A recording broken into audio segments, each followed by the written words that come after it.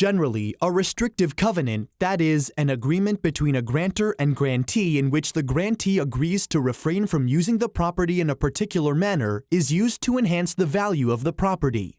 To this end, some real estate developers regulate the aesthetic quality of a subdivision by requiring that an Architectural Review Committee, or ARC, review and approve all building and renovation plans. But what if an ARC provision in a restrictive covenant doesn't provide explicit criteria for review?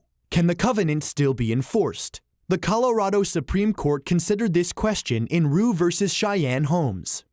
In the 1960s, Leonard Rhue purchased a lot in a new subdivision near Colorado Springs from Cheyenne Homes. Rhue's lot was subject to certain restrictive covenants that were recorded on the land records.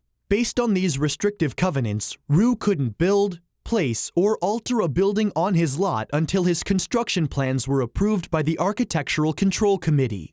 But there were no explicit criteria to guide the committee in how it should act with regards to submitted plans. At the time, the subdivision was 80% developed and included only modern ranch-style or split-level homes. However, Rhue wished to move a 30-year-old Spanish-style home onto his lot in the subdivision, which didn't match the common scheme or plan of development. Rhue didn't submit his plans to place the home on his lot for committee approval. Subsequently, Cheyenne sued Rhue in state district court to enjoin him from placing the home on the lot. In the action, Cheyenne argued that Rhue failed to submit his plans to the Architectural Control Committee as required by the restrictive covenant.